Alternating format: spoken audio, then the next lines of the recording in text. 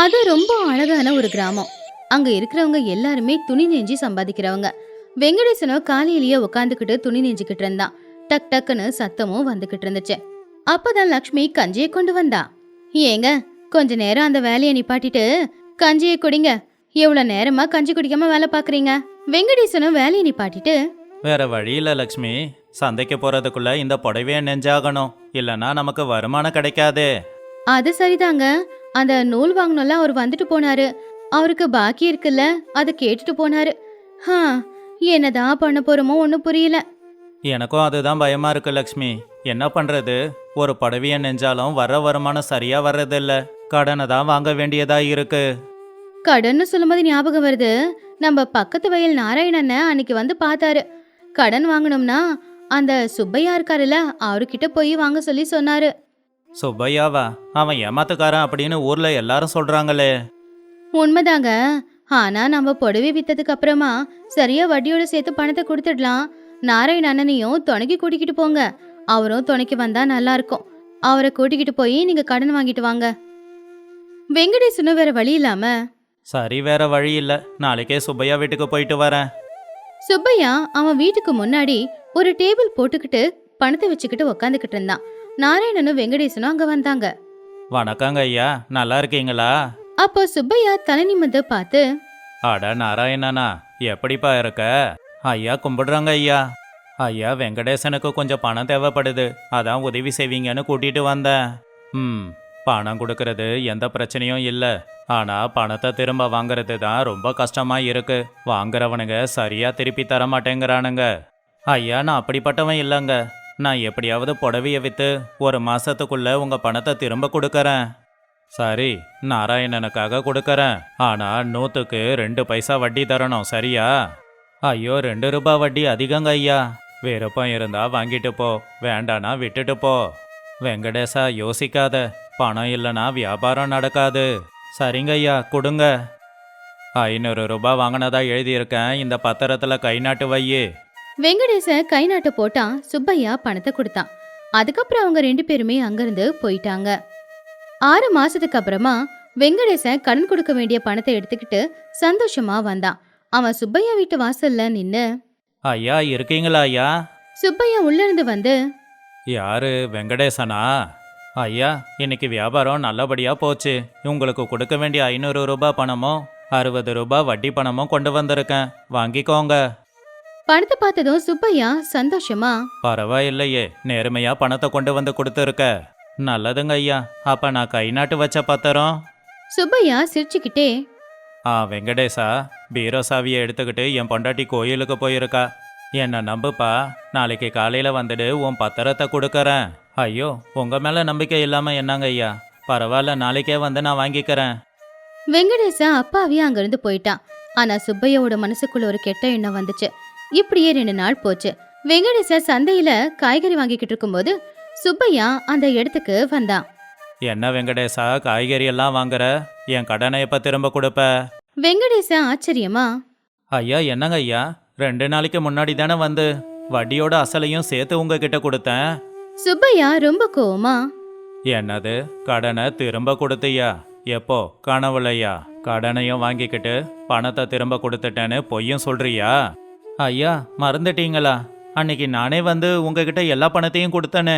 டேய், நீ கை நாட்டு போட்ட பத்திரம் இன்னும் என்கிட்ட தான் இருக்கு. பணத்தை கொடுத்தனா பத்திரத்தை ஏன் வாங்கிட்டு போல? என்ன பொய் சொல்லிக்கிட்டு இருக்கியா? வெங்கடேசன் அழுதுகிட்டே, ஐயா, சாவியில நாளைக்கு வந்து வாங்கிக்கோன்னு சொன்னீங்களே. நாளைக்கு பஞ்சாயத்துக்கு வா, பாத்துக்கலாம். சுப்பையா அங்கிருந்து நேரா நாராயணனோட வீட்டுக்கு போனான். நாராயண சாப்பிட்டுக்கிட்டு இருந்தான். நாராயணா, நாராயணா. அட, என்னங்க ஐயா இங்க வந்திருக்கீங்க? ஒரு முக்கியமான வேலை. வெங்கடேசனுக்கு கொடுத்த கடன் விஷயத்துல நாளைக்கு பஞ்சாயத்து இருக்கு. அவன் தான் கடனை திரும்ப கொடுத்துட்டேன்னு என்கிட்ட சொன்னானே. ஷோ, அவன் உன்கிட்ட சொன்னதை மறந்துடு. நாளைக்கு பஞ்சாயத்துல எனக்கு சாதகமா தான் நீ பேசணும். ஐயா, அவன் என் நண்பங்க, நான் எப்படி துரோகம் பண்ண முடியும்? சுப்பையா அவனுடைய பையில இருந்து ஒரு 100 ரூபாய் நோட்டை எடுத்து, இந்த 100 ரூபாயை வாங்கிக்கிட்டு நாளைக்கு எனக்கு சாதகமா நீ பஞ்சாயத்துல பேசணும். இது உன்னோட 1 மாச சம்பளம். அது மட்டும் இல்லாம உன்னோட பழைய கடனை தள்ளுபடி பண்றேன். நாராயணன் மனசுல ஆசை வந்துச்சு. 100 ரூபாய்க்காக அவன் நட்பையும் நியாயத்தையும் மறந்துட்டான். ஐயா, என் பழைய கடனை தர வேண்டாமா? எதுவும் கொடுக்க வேண்டாம். நாளைக்கு எனக்கு சாதகமா பேசினாவே போதும். ஐயா, கண்டிப்பா நாளைக்கு உங்களுக்கு சாதகமா பேசுறேன். அடுத்த நாள் காலையில ஊர் பஞ்சாயத்து கூடுச்சு. பஞ்சாயத்துல சுப்பையா, வெங்கடேசன், நாராயண எல்லாருமே இருந்தாங்க. அப்போ ஊரோட தலைவர், என்ன வெங்கடேசா, சுப்பையா கிட்ட கடனை வாங்கிட்டு அதை திரும்ப கொடுத்துட்டேன்னு பொய் சொல்லிக்கிட்டு இருக்கியாமே. வெங்கடேசன் கையெடுத்து கும்பிட்டு, ஐயா, அவரு பொய் சொல்றாருங்க. நான் அவர்கிட்ட பணம் வாங்கினது உண்மைதான். ஆனா அதை வட்டியோட திரும்ப கொடுத்துட்டேன். கையில சாவியில பத்திரத்தை அப்புறம் வாங்கிக்கோன்னு சொன்னாரு. அவரை நம்பி நான் திரும்ப வந்தாங்க ஐயா.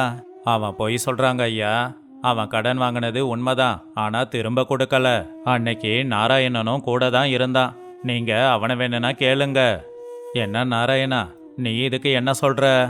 அப்ப வெங்கடேசன் ஆசையா நாராயணனை பார்த்தான். தான் நண்பன் தனக்காக பேசுவான்னு எதிர்பார்த்தான்.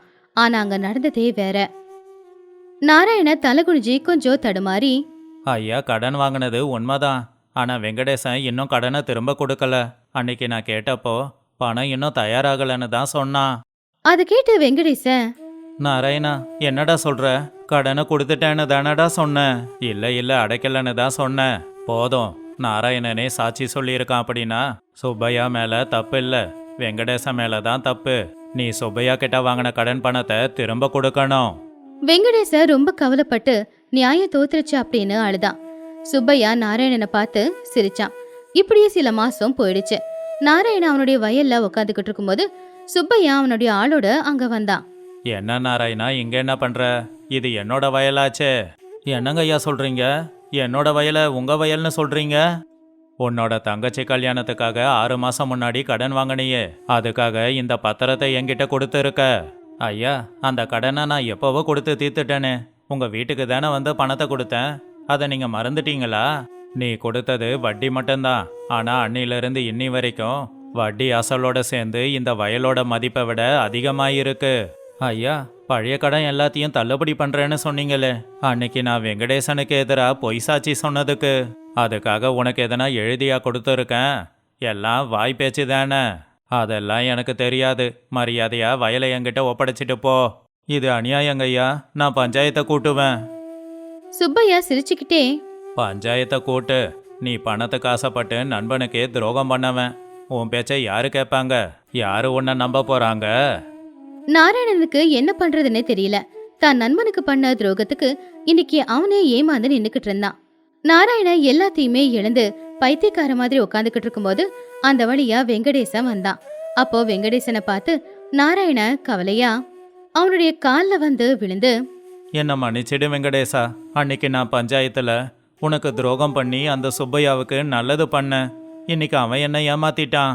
வெங்கடேசன் நாராயணனை எழுப்பி, பாத்தியா நாராயணா, அன்னைக்கு கடன்ல மாட்டி தவிச்சுக்கிட்டு இருந்த என்ன காப்பாத்துறத விட்டுட்டு இன்னும் ஆழமான கடன்ல தள்ளி விட்ட. அதுக்கு தான் உனக்கு இன்னைக்கு இந்த தண்டனை கிடைச்சிருக்கு. நண்பா, என்ன மன்னிச்சிடு. எனக்கு வயல் போனாலும் பரவாயில்ல. ஊர்ல யாருமே என்ன நம்பல. பணத்தை எப்ப வேணும்னாலும் சம்பாதிக்கலாம் நாராயணா. ஆனா நம்பிக்கை போயிட்டா சம்பாதிக்கிறது அவ்வளவு சாதாரணம் இல்ல. அப்படின்னு வெங்கடேசன் சொன்னதை கேட்டு நாராயண பயங்கரமா அழ ஆரம்பிச்சான். இந்த கதையில இருக்கிற நீதி என்னன்னா, நாம நம்மளுடைய சுய தேவைக்காக இன்னொருத்தங்களை ஏமாத்த நினைச்சா நாளைக்கு நாமளே ஏமாந்து எல்லாத்தையுமே இழந்து நடுத்தெருவுக்கு நிக்க வேண்டிய ஒரு நிலைமை வந்தாலும் வரும்.